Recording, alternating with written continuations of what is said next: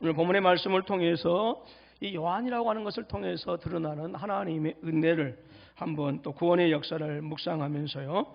오늘 저와 여러분들이 또 2021년을 살아갈 때 있어서 하나님의 사랑으로 충만해지는 복된 삶이 되어지기를 주님의 이름으로 축원합니다.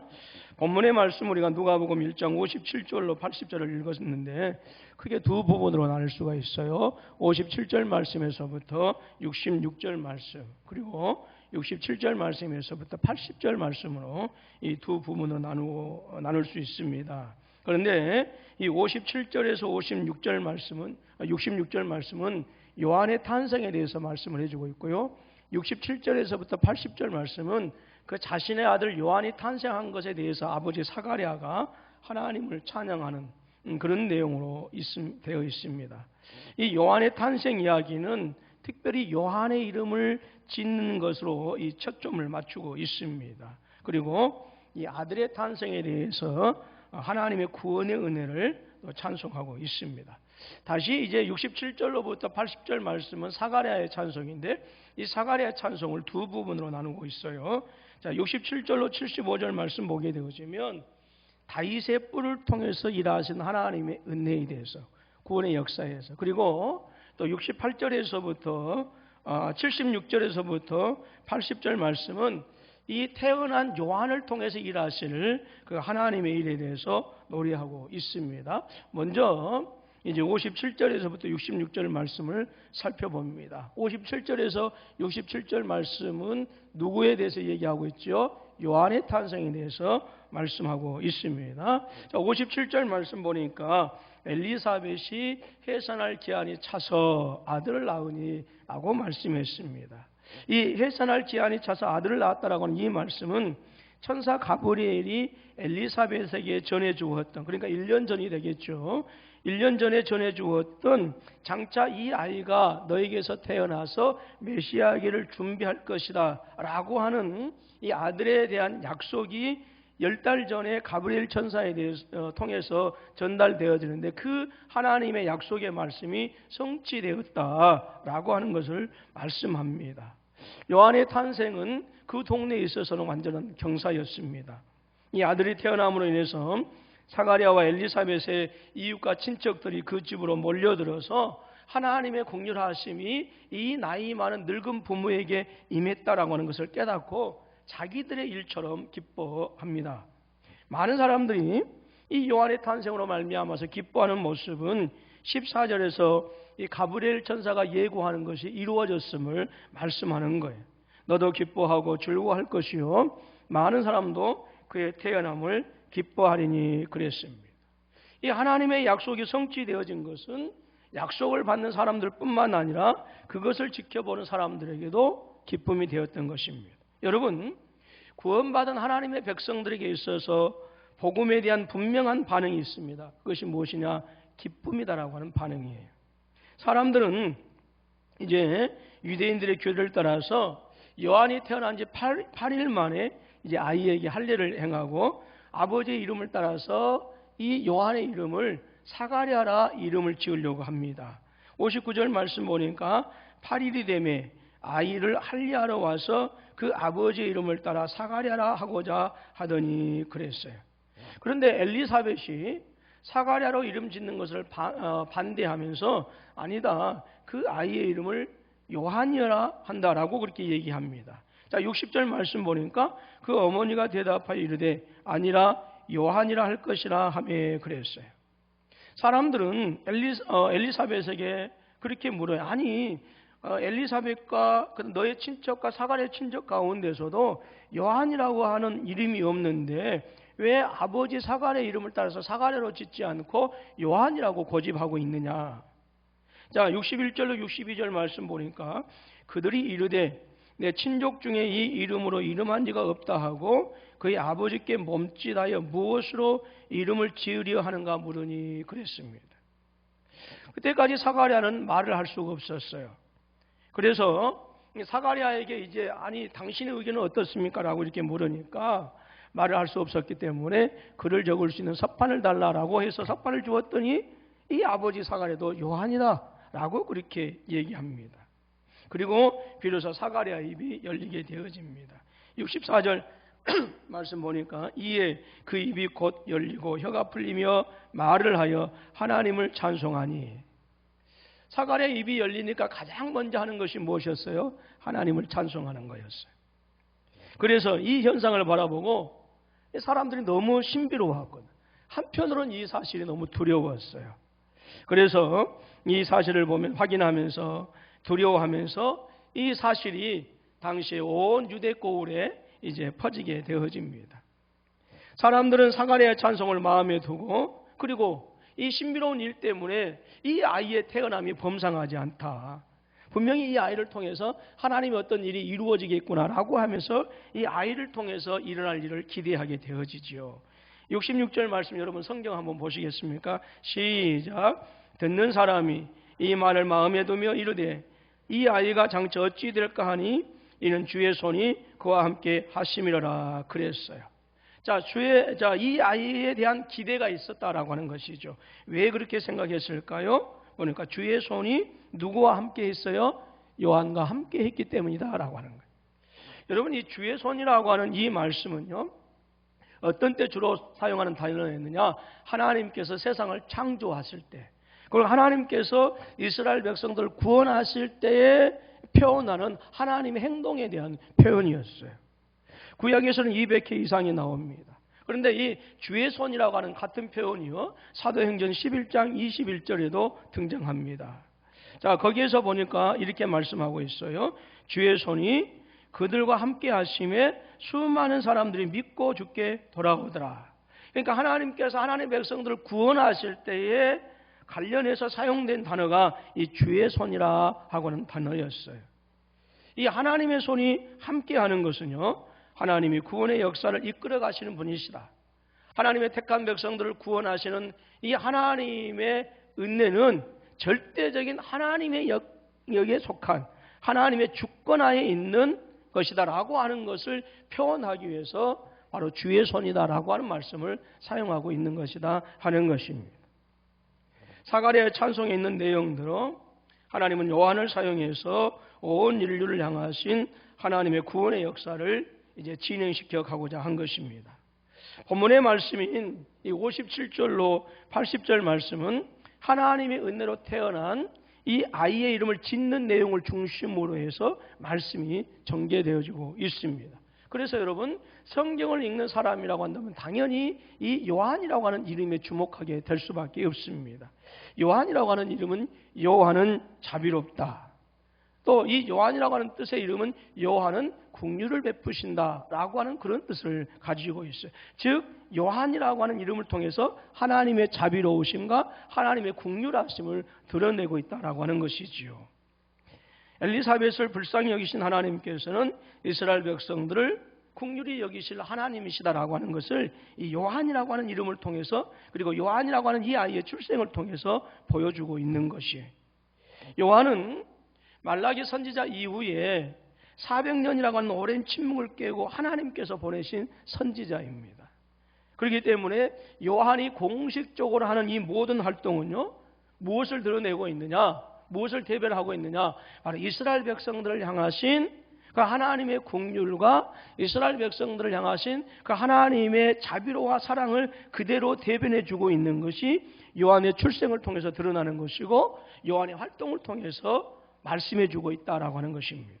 이것처럼 하나님의 구원의 역사는 바로 하나님의 사랑과 하나님의 은혜와 하나님의 긍휼하심을 보여주고 입증하는 데 초점이 있다라고 하는 것이죠.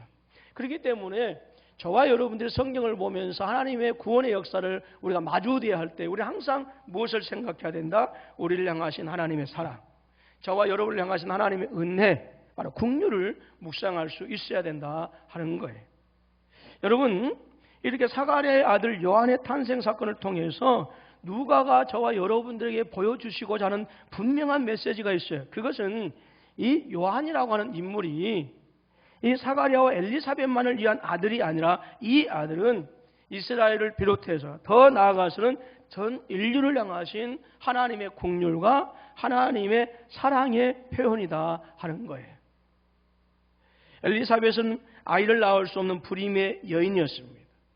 근데 이 여인을 통해서 아들이 잉태하게 되어지고 태어난 이것은 이 가정을 향한 하나님의 은혜와 사랑과 긍휼이 나타난 거였어요. 그리고 이것은 그 부부만을 위한 것이 아니라 전 인류에게 확대되어진 하나님의 긍휼하심의 표현이었다라고 하는 것입니다. 그리고 사가랴와 엘리사벳을 아는 모든 사람들에게도 기쁨의 사건이었습니다. 그래서 요한은 이 부모와 그 가문에 속한 그 가문에만 속한 영광이 아니라 이제 요한의 삶은 하나님 나라를 위해서 드려질 것이다라고 하는 거예요.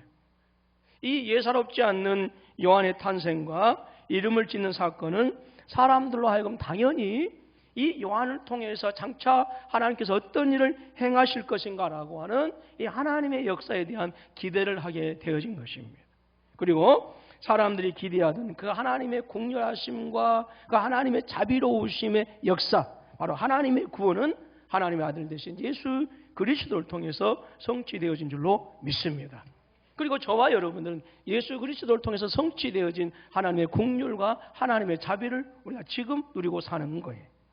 자, 이제 67절로 80절 말씀을 살펴봅니다. 67절로 80절 말씀에서는 아들이 태어남을 통해서 이제 하나님을 찬양하고 있는 아버지 사가랴의 찬송을 우리가 보게 되어집니다. 요한의 아버지 사가랴는 성령이 충만했어요.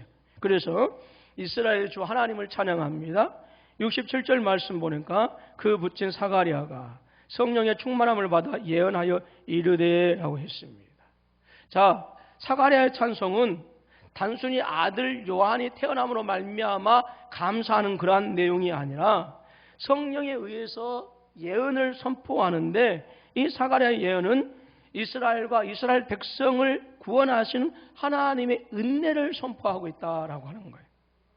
그래서 68절로 75절 찬송의 내용을 보게 되어지면 사가랴는 과거에 하나님께서 이스라엘 백성들을 출애굽시키시고 그리고 이스라엘 역사 가운데서 행하셨던 하나님의 구원의 역사, 그리고 믿음의 조상 아브라함과 이삭과 야곱을 그리고 그 조상들에게 약속하셨던 그 약속의 근거로 해서 하나님께서 장차 이스라엘 백성들을 구원하시고 그리고 하나님의 택한 백성들을 메시아를 통해서 구원하실 것이다 라고 하는 이 내용을 예언하고 있어요. 특별히 사가랴는 이것을 예언하는 데서 어떤 사건을 이제 인용하느냐, 출애굽 사건을 인용하고 있습니다. 출애굽 사건을 떠올리는 그러한 용어를 사용하면서 하나님의 구원을 노래하고 있어요. 자, 68절 말씀입니다. 시작. 찬송하리로다 주 이스라엘의 하나님이여 그 백성을 돌보사 속량하시며 라고 했어요. 여러분, 이 68절에서 말씀하신 하나님께서 이스라엘을 돌아보셨다, 속량하셨다라고 하는 표현을 사용하는데, 이것을 현재형이나 미래형으로 사용하시는 것이 아니라 돌아보셨다, 속량하셨다라고 하는 과거형으로 표현하고 있습니다. 여러분, 이 과거형으로 표현한 것은 무엇이냐면 장차 우리에게 메시아를 통해서 이런 하나님의 구원의 역사는 과거의 사건처럼 확실하다, 변치 않는다 라고 하는 이 확실성을 강조하고자 돌아보셨다 그리고 속량하셨다라고 하는 이 과거형으로 누가가 지금 표현하고 있는 것입니다. 그런데 우리가 성경을 볼 때 우리가 돌아보다라고 하는 이렇게 표현되어졌지만 본래의 뜻이 무엇이냐, 방문하다라고 하는 그런 뜻을 가지고 있어요. 여러분, 하나님의 방문에는 두 가지 역사를 일으킬 때 사용해 주셨어요. 바로 하나님께서 심판하실 때, 그리고 하나님께서 이스라엘 백성들을 구원하실 때 바로 이 방문하시다라고 하는 뜻으로 사용하고 있습니다. 그리고 78절 말씀에도 보게 되어지면 방문했다라고 하는 말이 반복되어져서 나타나고 있어요. 특별히 이 말씀이 극적으로 사용되어지고 있는 것이 누가복음 7장 11절로 16절 말씀이에요. 그 누가복음 7장 11절로 16절 말씀 보게 되어지면 나인성이라고 하는 마을에 한 가부가 살았는데 애지중지하던 아들이 죽었습니다. 모든 사람들이 슬퍼하면서 그 장례 행렬을 이제 따르고 있는데 그때 예수님께서 그곳을 찾아가시죠. 그리고 죽었던 그 아들을 살려내십니다. 이때 하나님께서 바로 방문하셨다라고 하는 것이죠. 누가복음 7장 16절 말씀 보게 되어지면 모든 사람이 두려워하며 하나님께 영광을 돌려 이르되 큰 선지자가 우리 가운데 일어나셨다 하고 또 하나님께서 자기 백성을 뭐 하셨다? 돌보셨다 하더라 라고 이렇게 얘기하는데요. 이 돌보셨다라고 하는 말은 원래의 뜻이 뭐라고요? 방문하셨다라고 하는 뜻이다라고 하는 것이죠. 무엇보다도 하나님께서 방문하셨다라고 하는 그 핵심은 이스라엘 백성들의 출애굽 사건에서 잘 드러나고 있습니다. 출애굽 3장 16절 말씀 보니까 여호와 너희 조상의 하나님 곧 아브라함과 이삭과 야곱의 하나님이 내게 나타나 이르시되 내가 너희를 돌보아 너희가 애굽에서 당한 일을 확실히 보았노라 했어요. 여기서 돌보아도 역시 마찬가지로 방문하셨다라고 하는 그런 뜻이에요.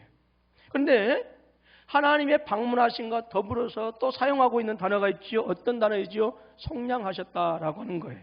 이 속량하셨다라고 하는 것도 출애굽 사건을 기억하게 하는 것입니다.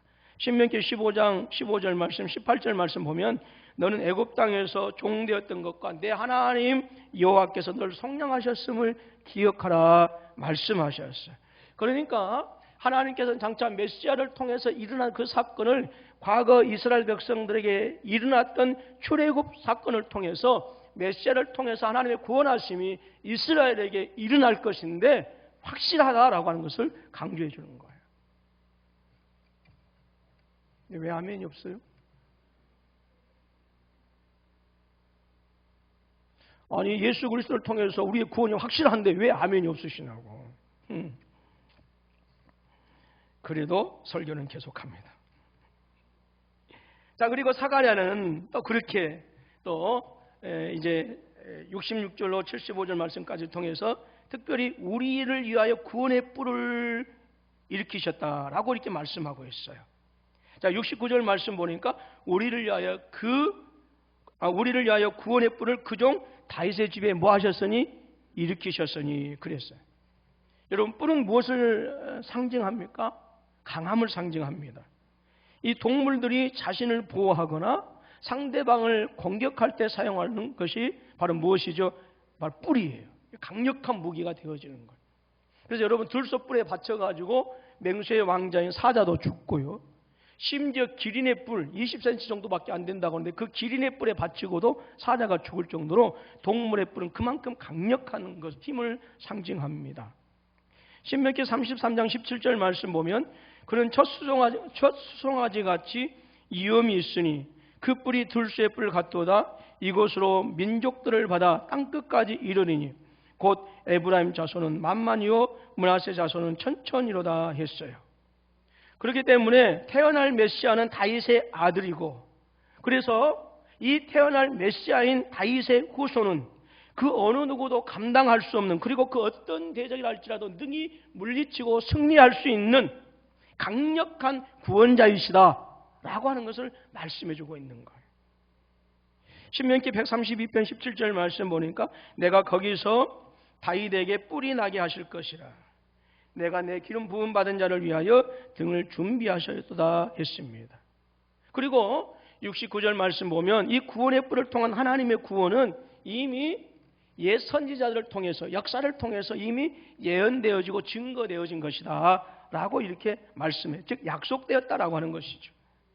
그리고 우리의 원수와 우리를 미워하는 모든 자의 손으로부터 구원하시는 이 하나님의 약속은 반드시 뭐 할 것이다? 성취될 것이다 말하는 거예요. 70절로 71절 말씀 우리 같이 읽습니다. 시작. 이것은 주께서 예로부터 거룩한 선지자의 입으로 말씀하신 바와 같이 우리 원수에게서와 우리를 미워하는 모든 자의 손에서 구원하시느니라 그랬고요. 시편 18편 17절에서도 이렇게 말씀합니다. 나를 강한 원수와 미워하는 자에게서 건지셨으며 그들은 나보다 힘이 세기 때문이로다 말씀합니다. 자, 이렇게 하나님께서 메시아를 통해서 이스라엘을 구원하실 것인데 그 메시아는 다윗의 후손에서 태어날 것이며 그 메시아는 강력한 뿔이 상징하는 것처럼 그 어떤 대적도 깨뜨려 승리하는 강력한 힘을 가지고 구원의 역사를 이루어 가실 것이다 라고 하는 것이죠. 자, 이렇게 하나님께서 선지자와 그리고 구약의 역사를 통해서 말씀하신 하나님의 구원은 바로 조상들에게 약속하신 것이고 그 약속하신 하나님의 국률을 반드시 실행하시는 것이고, 그리고 하나님께서 조상들과 맺은 그 언약을 기억하신 결과이다라고 하는 것이죠. 자, 72절 말씀 보니까 우리 조상을 긍휼히 여기시며 그 거룩한 언약을 기억하셨으니 그래서. 자, 하나님께서 메시아를 이스라엘에 보내주시고 그 메시아를 통해서 우리를 구원하신 그것은 조상들과 맺은 언약을 뭐 하셨기 때문이다? 기억하셨기 때문이다.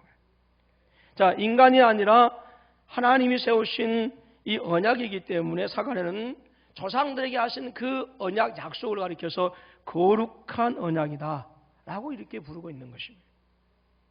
여러분, 하나님은 언약에 신실하신 하나님이십니다. 그리고 절대로 그 언약을 잊지 않으시고 반드시 이루시는 우리 하나님인 줄로 믿습니다. 민수기 23장 19절로 20절 말씀 시작.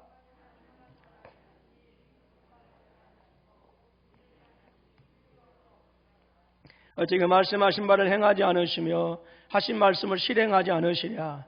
내가 축복할 것을 받았으니 그가 주신 복을 내가 돌이키지 않으리라 그랬어요.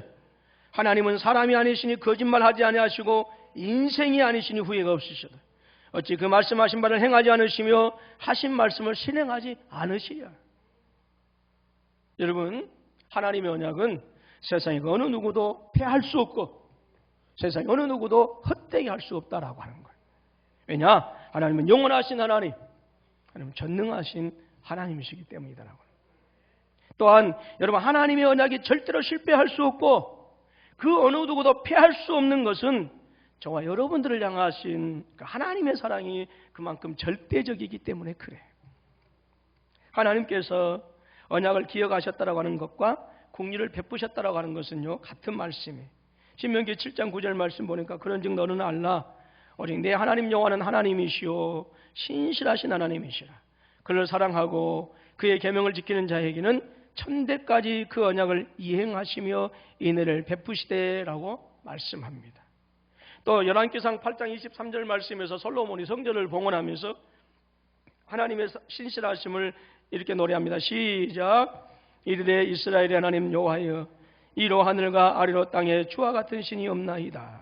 주께서는 온 마음으로 주의 앞에서 행하는 종들에게 언약을 지키시고 은혜를 베푸시나이다. 주께서 하나님의 온 마음, 여러분, 하나님이 언약을 기억하시면 하나님의 백성은 긍휼을 얻게 되어지고 구원을 얻게 되는 줄로 믿습니다. 하나님의 언약은 바로 우리 조상 아브라함에게 하신 맹세이다라고 하는 73절 말씀 보니까 곧 우리 조상 아브라함에게 하신 맹세이다. 예수 그리스도를 통해서 우리가 구원받은 하나님 백성이 되어지고 이 어지러운 시대 속에서도 하나님의 자녀로서 우리가 살아갈 수 있는 것은 누구와 맺은 언약 때문에? 아브라함과 맺은 언약 때문이다라고 합니다. 여러분, 창세기에서 이 하나님께서 아브라함에게 주신 약속은 언약이라고 하면서도 맹세로 표현하고 있어요. 그리고 누가는 자신이 기록한 이 누가복음과 사도행전을 통해서 이 언약이라고 하는 단어를 사용할 때 누구와 관련해서 사용하고 있느냐? 아브라함과 관련해서 이 언약을 사용하고 있어요. 이것은 하나님께서 아브라함과 맺으신 그 맹세는 우리에게 주신 맹세였다라고 하는 거예요. 이 아브라함과 이삭과 야곱에게만 해당되어진 하나님의 맹세가 아니라 수천 년을 지난 오늘 이 시대 2021년을 살아가는 이 시대 우리에게 주신 하나님의 맹세가 누구에게? 아브라함에게 하신 맹세였다라고 하는 거예요. 여러분, 하나님이 언약과 맹세를 세우신 목적이 있어요. 그것은 하나님의 자녀들인 저와 여러분들이 원수의 손에서 해방되어지는 것을, 죄와 사망의 법에서 자유롭게 되어져서, 그래서 이 자유롭게 되어진 저와 여러분들이 원수들의 어떤 핍박에도 결코 굴하지 아니하고 강하고 담대하게 두려움 없이 하나님을 섬기도록 하시기 위해서 하나님께서 아브라함에게 언약과 맹세를 하시고 그 맹세와 그 언약을 우리에게 이루어 주신 줄로 믿습니다.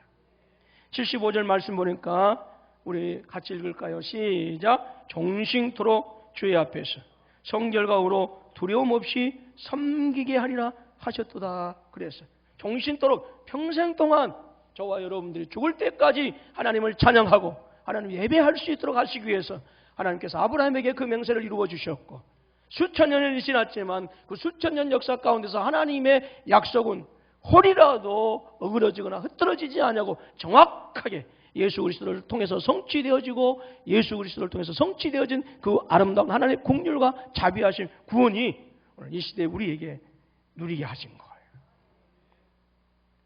여러분, 원수들에게서 구원받기 위해서는요, 강력한 힘이 필요했습니다. 그래서 우리 주님 예수께서 구원의 뿔이 되셔서 성도의 원수인 죄와 사망을 물리치시고 오늘 죄인들을 구원하신 줄로 믿습니다. 하나님의 언약과 맹세에 따라서 예수 그리스도를 통해서 저와 여러분들을 구원하신 목적이 무엇이겠습니까? 성결의 거룩함으로, 그리고 이웃을 향한 의로운 행위로 하나님 앞에서 우리가 살아가는 날 동안 한평생 하나님을 예배하도록 하기 위한 것이다 라고 하는 거예요. 여러분, 성도의 성결과 의는 하나님을 사랑하고 이웃을 사랑하는 거예요. 그리고 이 성결과 의를 통해서 하나님을 사랑하고 이웃을 사랑하는 이 삶을 통해서 하나님 앞에서 예배하는 것이 예수 그리스도를 이 땅에 보내주시고, 그리고 당신의 아들 되신 예수 그리스도를 십자가에 내어주시고 저와 여러분들을 구원하셔서 하나님 자녀되게 하시고 천국을 유업으로 물려주신 바로 구원의 목적이다라고 하는 거예요. 자, 그리고 이제 67절로 75절에서는 메시아를 통해서 일어날 일을 예언했다고 한다면 76절로 80절 말씀에서는 이제 자신의 아들 요한을 통해서 하나님께서 일하실 그 하나님의 일을 예언하고 있어요. 요한은 지극히 높으신 이의 선지자로 불려질 것이고요, 또 주님보다 앞서가서 주의 길을 준비하는 그런 사명을 감당하는 사람일 것이다 라고 하는 것이죠. 자, 76절 말씀 우리 읽습니다. 시작. 선지자라 일컬음을 받고 주 앞에 앞서가서 그 길을 준비하여. 여러분, 예수님은 지극히 높으신 분이십니다. 전능하시고 영원하신 하나님의 아들이십니다. 그리고 요한은 이 지극히 높으신 분께서 보내신 선지자이고요, 그리고 요한의 사역은 이 지극히 높으신 분, 전능하시고 영원하신 하나님의 아들 되는 이 예수 그리스도가 오시기 전에 미리 와서 그분 예수께서 오셨을 때 그 길을 아름답게 감당하실 수 있도록 하기 위한 미리 준비의 길을 하신 사람이 누구냐? 세례 요한이다라고 하는 거예요. 이 요한의 사역에 대해서는 여러분, 이사야 선지자와 말라기 선지자를 통해서 이미 수백 년 전에, 이사야 선지자는 적어도 600년 전의 사람이고요, 말라기 선지자는 400년 전의 사람이에요. 이미 요한이 태어나기 전에 요한이 이 땅에 태어나셔, 그리고 그가 해야 될 사명에 대해서 미리 예언해 주셨어요. 이사야서 40장 3절 말씀 보니까 외치는 자의 소리여 이르되 너는 광야에서 여호와의 길을 예비하라, 사막에서 우리 하나님의 대로를 평탄하게 하라. 세례 요한에 대한 예언. 말라기서 3장 1절 말씀 우리 같이 읽습니다. 시작. 만군의 여호와가 이르노라. 보라, 내가 내 사자를 보내리니 그가 내 앞에서 길을 준비할 것이요, 또 너희가 구하는 바 주가 갑자기 그의 성전에 임하시느니 곧 너희가 사모하는 바 언약의 사자가 임하실 것이라 그랬어요. 3장 1절 전체는 요한에 대한 어떤 그런 예언이 아니라 요한과 더불어서 동시에 메시아에 대한 예언입니다. 바로 그가 내 앞에서 길을 준비할 것이다 라고 하는 것은 요한에 대한 이제 예언이죠. 이렇게 하나님께서는 요한을 보내시기 전에 이미 요한의 출생과 그리고 요한이 할 그 일에 대해서 이미 구약의 선지자들을 통해서 예언해 주셨어요. 그래서 요한이 주님보다 먼저 앞서 이 세상에 와서 이제 사역을 감당하시는 것이죠. 바로 그 사역이 무엇이냐? 죄 용서를 통해서 구원에 이르는 그 지식을 하나님의 백성들에게 알리는 것이었어요. 77절 말씀 보니까 죄 백성에게 그 죄 사함으로 말미암는 구원을 알게 하리니 그랬습니다. 이렇게 하나님께서 요한을 미리 보내시고 메시아기를 준비하게 하시고 그리고 메시아를 통해서 구원하시는 것은 바로 하나님의 긍휼하심이었다라고 하는 것이죠. 78절 상반절 말씀 보니까 이는 우리 하나님의 긍휼로 인함이라. 예. 이 말씀을 여러분 성경에 쓰여진 헬라어로 바로 직역하면 훨씬 더 우리 마음에 와닿습니다. 우리 하나님의 긍휼의 창자 때문이다라고. 예. 그냥 긍휼하심보다는 우리 하나님의 긍휼의 창자 때문이다 그랬어요. 여러분 무슨 말이에요? 저와 여러분들을 향하시는 그 하나님의 애간장 녹는 사랑이 요한을 예수님보다 먼저 보내셔서 메시아의 길을 준비하게 하신 이유이고, 저와 여러분들을 향하신 그 하나님의 애간장 녹는 그 사랑이 당신의 아들 예수 그리스도를 메시아로 보내신 이유이다라고 하는 거예요. 그리고 메시아를 보내심으로 그 하나님의 놀라운 긍휼하심이 저와 우리들 가운데 이루어진 줄로 믿습니다. 78장 하반절로 79절 말씀 보면, 이로써 돋는 해가 위로부터 우리에게 임하여 어둠과 죽음의 그늘에 앉은 자에게 비치고 우리 발을 평강의 길로 인도하시도다 하니라 했습니다. 여러분, 개인이든지 사회이든지 간에요, 예수님을 통해서 하나님의 그 불타는 사랑, 그 애간장 녹는 사랑을 경험할 때, 즉 하나님의 그 긍휼을 경험할 때에 인생의 어둠과 그늘에서 벗어날 수가 있는 것이고요, 우리는 비로소 평안의 길을 걸어갈 수가 있는 거예요.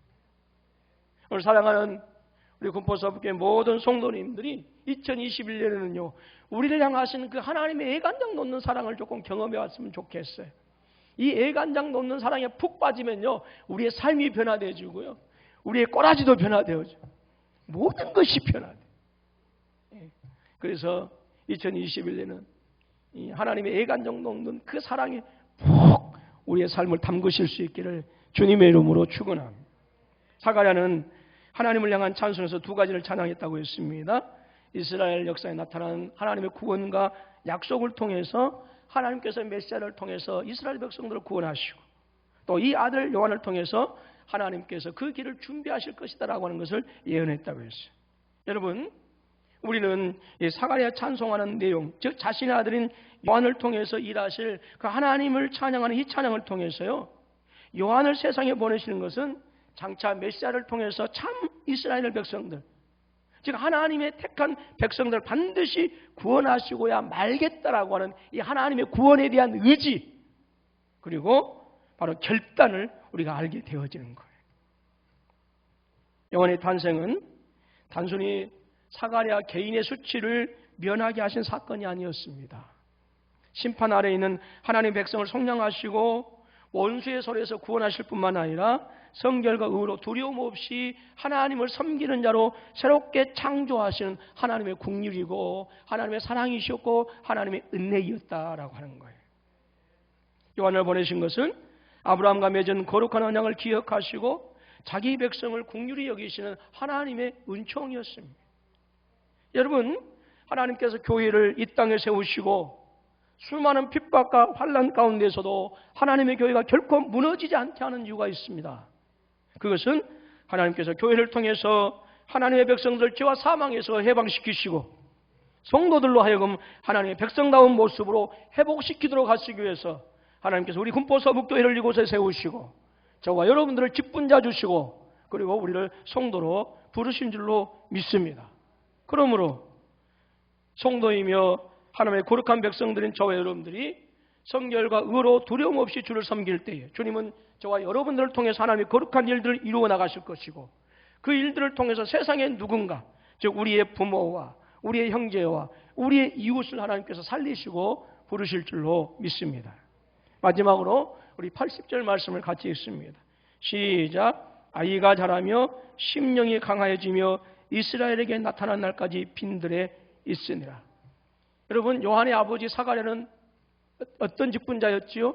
제사장이었어요. 당연히 성전 근처에서 자라야 마땅합니다.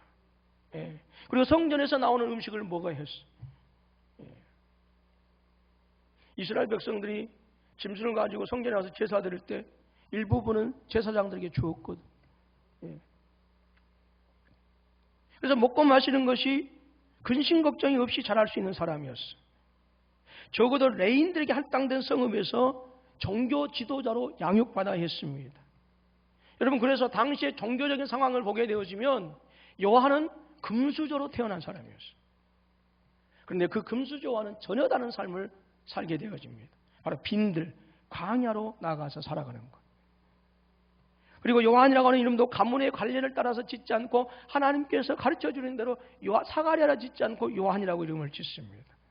그리고 타락한 성전 권력으로부터 가장 먼 곳 광야에 거하게 되어지고 그곳에서 주님이 부르실 때까지 주님이 이스라엘 앞에 나타나서 주의 음성을 증거하고 대언할 때까지 요한은 광야의 사람으로 야인으로 지내게 되어져. 요한은 스스로를 세상의 권력과 부로부터 자기 자신을 철저하게 차단시켰어요. 그리고 구약의 마지막 선지자로서의 길을 준비하였습니다. 요한이 신약에 나오니까 신약의 선지자로 아니에요. 구약의 마지막 선지자였어요. 그리고 요한은 거절과 핍박과 순환의 길을 준비합니다. 여러분, 교회와 성도는 세상의 권력과 부를 차단할 수 있는 그 광야의 영성이 필요한 거예요. 한국 교회가 잃어버린 것이 바로 이것이 신앙의 사람으로 양육된 성도의 삶의 결과에 광야의 영성을 지니는 것. 가난하게 살라라고 하는 게 아니, 부하게 살면서도 광야의 영성을 지닐 수 있어요. 우리에게는 필요한 게 정말 광야의 영성이 필요해. 불행한 것은 오늘 한국 교회는 이 광야의 영성을 잃어버리고 말았다라고 하는 거예요. 2021년에는 저를 비롯한 우리 군포서부교회 모든 성도님들이 잃어버린 이 광야의 영성을 회복하실 수 있는, 부함을 위해서 수고하고 부함을 위해서 죽어라고 사는 것이 아니라 나를 통해서 하나님의 구원의 역사가 이루어지도록 내 자신을 드리는 것, 그것이 광야의 영성입니다. 말씀을 마무리합니다.